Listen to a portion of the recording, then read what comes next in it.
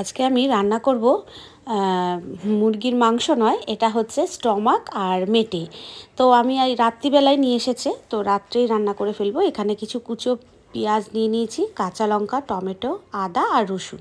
তো এইগুলো আমি পেস্ট করে নেব। আর এখানে কড়াই বসিয়ে দিয়েছি, কড়াই গরম হয়ে গেছিলো, তো তার মধ্যে তেল দিয়ে দিয়েছি। তবে মাংস জাতীয় যে কোনো রান্না করলে না, মাংসই হোক বা এরকম কষানো কিছু রান্না করলে সর্ষের তেলে রান্নাটা কিন্তু সবথেকে বেশি ভালো হয় এবং স্বাদও একটু আলাদাই হয়।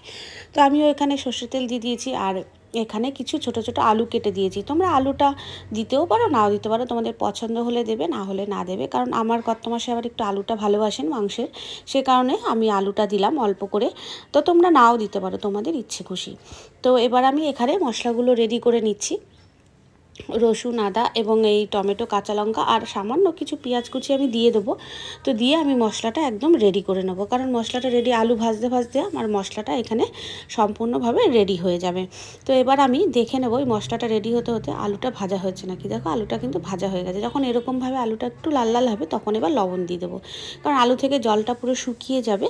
তারপর একটু লবণ দিয়ে দেবো। লবণ দিয়ে দিলে তাহলে আলুর মধ্যে খুব ভালোভাবে লবণটা চলে যায়। আমরা ভাজার মধ্যে দিয়ে দিই। আমি হলুদ দেবো না, তোমরা চাইলে হলুদ দিতে পারো, নাও দিতে পারো, তোমাদের খুশি। আমি হলুদ দেবো না, আমি একটু লাল লাল করে ভেজে আলুগুলো তুলে নেবো। তারপর এখানে দিয়ে দিলাম গোটা গরম মশলা। জানো তো, মাংসর থেকে আমি এইটা খেতে বেশি ভালোবাসি, বেশি পছন্দ করি। কারণ মাংস তো খাওয়াই হয়, কিন্তু এইগুলো স্টমাক আর এই মেটেটা আমার যেন ভীষণ ভালো লাগে বেশি খেতে। তো এখানে সামান্য কিছু কুচো পেঁয়াজও আমি দিয়ে দিলাম। ওই যে বললাম কিছুটা আমি বেটে দেবো আর কিছুটা আমি গরম এই তেলের মধ্যে দিয়ে দিলাম। তো এই চ্যানেলে বন্ধুরা আমি অনেক দিন পর আমি নতুন মানে বড় ভিডিও দিচ্ছি। আমার অনেক দিন এখানে বড় ভিডিও দেওয়া হয়নি। তো আমার আরেকটি চ্যানেল আছে বন্ধুরা, তোমরা চাইলে সেখানে যেতে পারো, দেখতে পারো। আমি ডেসক্রিপশানে লিঙ্ক দিয়ে দেবো। সেই চ্যানেলে সমস্ত তোমরা পুজোর আপডেটগুলো কিন্তু সম্পূর্ণভাবে ওই চ্যানেলের মধ্যে তোমরা পেয়ে যাবে। এবং বিভিন্ন স্থানে ঘুরতে যাওয়ার যে মন্দিরগুলো আছে আমার আশেপাশে, মানে এলাকার, কলকাতার মধ্যে খুব কাছাকাছি, যেখানে একদিনে যাওয়া যাবে, আসা যাবে খুব কম খরচে, সেই সব মন্দিরে ঠিকানা সম্পূর্ণ তথ্য অনুযায়ী কিন্তু দেওয়া আছে। তো তোমরা চাইলে সেই চ্যানেলে গিয়ে দেখতে পারো, আমি ডেসক্রিপশন বক্সে আমার লিঙ্ক দেওয়া আছে।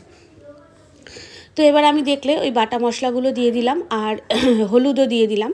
তো এবার আমি মশলাটা একটু বেশ কিছুক্ষণ এখানে কষিয়ে নেব, কারণ মশলাটা যত কষাবো তত কিন্তু মাংসে কিন্তু স্বাদটা বেশি উঠবে। মশলা কষানোর উপরেই কিন্তু স্বাদ নির্ভর করে। মশলা যদি ভালো মতো না কষানো হয় তবে কিন্তু গন্ধ বেরায়। এবার আমি দিয়ে দিলাম একটু জিরের গুঁড়ো, সামান্য জিরের গুঁড়ো একটু দিয়ে দিলাম, কারণ একটু জিরের গুঁড়ো না দিলে না ভালো লাগবে না।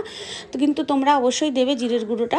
আমি এখানে একটু জিরের গুঁড়ো দিয়ে মশলাটাকে সুন্দর করে কষিয়ে নেবো, কারণ যতক্ষণ না মশলা থেকে তেল বের হচ্ছে। দেখো মশলা থেকে তেল বেরিয়ে গেছে। এবার আমি সামান্য একটু জল দিয়ে দিলাম, কারণ মশলা লেগে লেগে পড়ছিল। তো এত মশলা আবার লেগে লেগে পড়লে পোড়া গন্ধ বেরোবে। তো সামান্য একটু জল দিয়ে দিলাম যাতে মশলাটা কড়াইয়ের মধ্যে লেগে না যায়।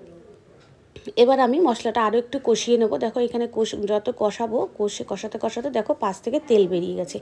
এবার আমি এই পরিষ্কার করে ধুয়ে রাখা এই স্টমাক মেটেগুলো কিন্তু দিয়ে দেবো। হ্যাঁ, আরেকটা কথা বলি, এই স্টমাক মেটেগুলো যখন তোমরা পরিষ্কার জলে ভালো করে তো পরিষ্কার করে ধুয়ে নেবে, তারপরেও কিন্তু উষ্ণ গরম জলে একবার হোক দুবার হোক উষ্ণ উষ্ণ গরম জলে কিন্তু খুব ভালোভাবে ধুয়ে নেবে বন্ধুরা। যখন এটা রান্না করবে অবশ্যই করে গরম জলে ভালো করে ধুয়ে নেবে, না হলে কিন্তু এটা খুব ভালোভাবে পরিষ্কার হবে না। তো এবারে দেখো এই মশলাগুলো দিয়ে এটা একদম পুরো মাখিয়ে ঢাকা দিয়ে দিয়েছিলাম। তারপরে যখন তুলেছি দেখো কষা কষা একদম মানে শুকনো শুকনো ভাবটা চলে এসেছে। এগুলো কিন্তু শুকনো শুকনো খেতেই ভালো লাগে। আর আমি এর মধ্যে দিয়ে দিলাম এবার এই ভেজে রাখা আলুগুলো। এবার আলুগুলো দিয়ে বেশ কিছুক্ষণ কষিয়ে নেবো। তবে এগুলো দিয়ে এই স্টমাক মেটাটাতে রুটি বা পরোটা, লুচি এগুলো খেতেই বেশি ভালো লাগে। এর তো ঝোল ভালো লাগে না, এটা একদম শুকনো শুকনো কষা কষাই ভালো লাগে। তো এখন একদম শুকনো শুকনো কষা কষা হয়ে গেছে বন্ধুরা। আমার রান্না কিন্তু একদম রেডি হয়ে গেছে। এবার পরিবেশনের অপেক্ষায়। তো তোমাদের কাছে এই ভিডিওটা কীরকম লেগেছে তোমরা কিন্তু অবশ্যই কমেন্ট করে জানাবে, লাইক কমেন্ট করে জানাবে। আর তোমাদের কাছে আমি অনেক দিন পর বড় ভিডিও নিয়ে আসলাম, কারণ আমার ওই চ্যানেলের কাজ চলছিল, ওই চ্যানেলটাকে নিয়ে একটু বেশি বিজি ছিলাম। তো সেই কারণে আমি এই চ্যানেলে বড় ভিডিও দিতে পারতাম না। তো এখন সব কিছু ঠিকঠাক আছে, আস্তে আস্তে করে তোমাদের এই চ্যানেলেও আমি বড় ভিডিও দিতে আরম্ভ করেছি এবং বড় ভিডিও দেবো। তো বন্ধুরা তোমরা অবশ্যই কমেন্ট করবে এবং আমার সাথে থাকবে, পাশে থাকবে। যেরকমভাবে আগে ছিলে এখনও ঠিক সেইভাবেই কিন্তু পাশে থাকবে।